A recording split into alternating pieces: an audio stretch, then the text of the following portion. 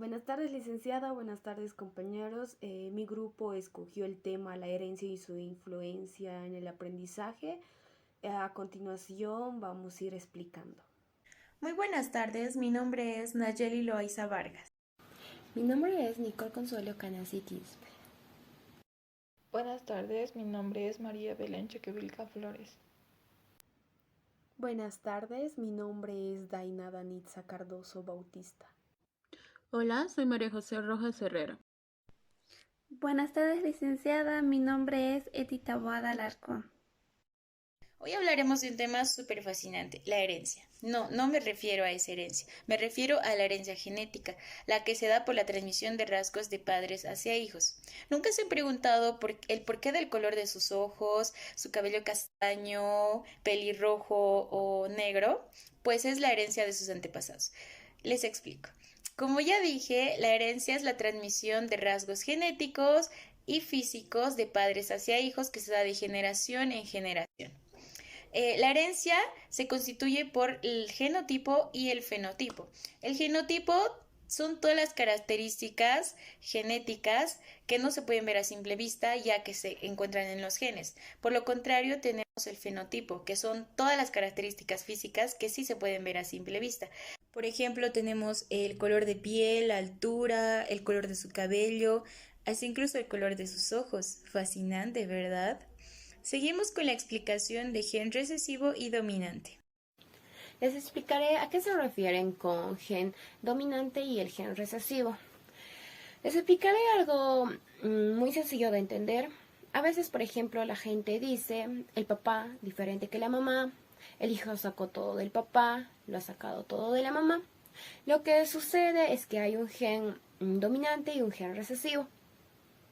En el papá, por ejemplo, es dependiente del sexo, podría tener características dominantes. El hijo va a tener características de papá, pero también de la mamá. ¿Y por qué el sexo del papá? Porque son genes dominantes. Los de la mamá, digamos que se quedan más escondidos y se lo llama a estos genes recesivos. Esas características recesivas podrían aparecer en las siguientes generaciones, como en los nietos. Por eso dicen que ha sacado de su abuelito, que ha sacado de su bisabuelito. Porque sucede que los genes se transmiten de generación en generación. No salió el abuelito, sacó los genes de la mamá. Pero en este caso eran recesivos. Entonces el papá no saca todos los genes del abuelito, ni el hijo saca todos los genes del papá. Tienen los dos, la masa genética de papá, la masa genética de mamá. Entonces, los que se expresan son los dominantes y los que quedan escondidos se llamarían recesivos.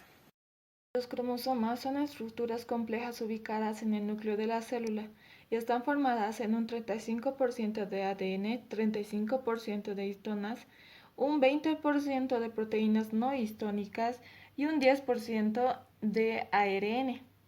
Dentro de la especie humana existen 23 pares de cromosomas, de los cuales 22 son autosomas y el par 23 son los cromosomas sexuales.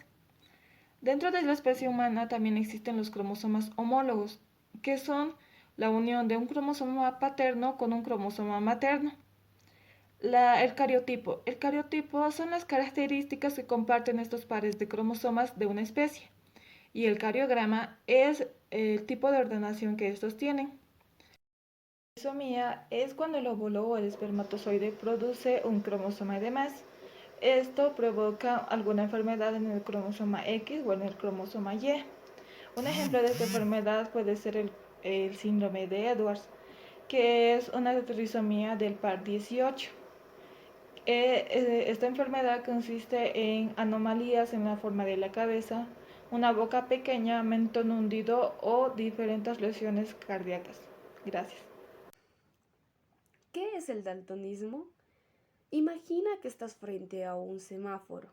Una persona normal vería tal como son los colores, pero una persona con daltonismo no podría distinguir el color rojo y el verde.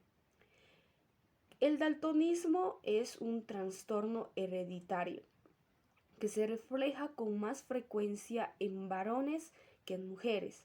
Esto no quiere decir que pierden su vista, más bien sufren un trastorno al ver ciertos colores.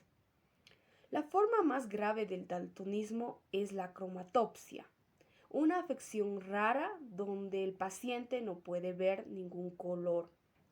Las personas con daltonismo no tienen a distinguir los colores rojo, verde, azul y amarillo. Esto sucede cuando algunos fotorreceptores de nuestros ojos están ausentes o no están funcionando o, o detectan colores diferentes. Continuando con el tema, tenemos a la enfermedad del Alzheimer, que se trata de un problema que afecta de forma permanente al cerebro de la persona. Con el paso del tiempo, la enfermedad dificulta el recuerdo de las cosas más básicas de la vida. Es importante saber que la enfermedad del Alzheimer no afecta a los niños, suele afectar a las personas de más de 65 años. ¿Qué ocurre en la enfermedad del Alzheimer? Como sabemos, el cerebro funciona enviando señales, los mensajeros químicos llamados neurotransmisores. Pero una persona con la enfermedad del Alzheimer tiene una menor cantidad de neurotransmisores. ¿Cuál es la causa de la enfermedad del Alzheimer? Los investigadores creen que los genes que hereda una persona de su familia pueden hacer que tienda a desarrollar esta enfermedad. ¿Cómo sabe la gente que lo padece? El primer signo de la enfermedad del Alzheimer es un patrón repetido de olvidarse las cosas. Cuando una persona a quien quieres tiene la enfermedad del Alzheimer, si vas a ver a un ser querido afectado por una enfermedad del Alzheimer, trata de tener paciencia. Es una forma de demostrarle tu amor incluso cuando falla la memoria. Gracias. La epilepsia es un trastorno del sistema central neurológico, en el que la actividad cerebral se vuelve anormal, lo que provoca convulsiones o periodos de comportamientos o sensaciones inusuales y a veces pérdida de conciencia. Cualquier persona puede desarrollar epilepsia. La epilepsia afecta tanto a hombres como a mujeres de todas las razas, orígenes étnicos y edades. Los síntomas de las convulsiones pueden variar ampliamente. Algunas personas con epilepsia simplemente miran de manera fija por unos segundos durante una convulsión, mientras que otras mueven repentinamente los brazos o las piernas. Tener una sola convulsión no significa que padezcas epilepsia. Por lo general, se requieren al menos 2 convulsiones no provocadas para determinar un diagnóstico de epilepsia.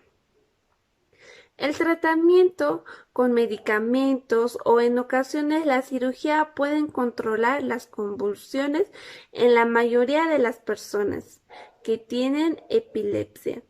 Algunas personas requieren tratamiento de por vida para controlar las convulsiones. Sin embargo, en otros casos, las convulsiones eventualmente desaparecen. Para aprender mejor el tema nos hacemos la siguiente pregunta. ¿Aprendemos o heredamos? Pues el ser humano está abierto al aprendizaje desde el momento en que nace.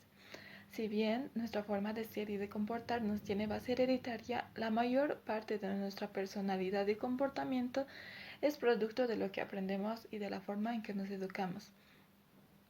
Por ello, es que nuestro aprendizaje tiene que tener una motivación suficiente, pero también una capacidad mínima de aprender y de progresar.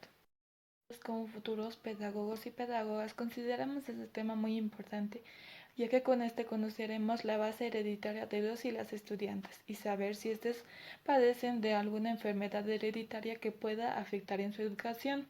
Así, de una manera generalizada, poder enseñar a todos y todas qué base hereditaria tienen ellos y ellas. El mensaje del tema sería: la educación es la mejor herencia que pueden dejar los padres a sus hijos. Muchas gracias.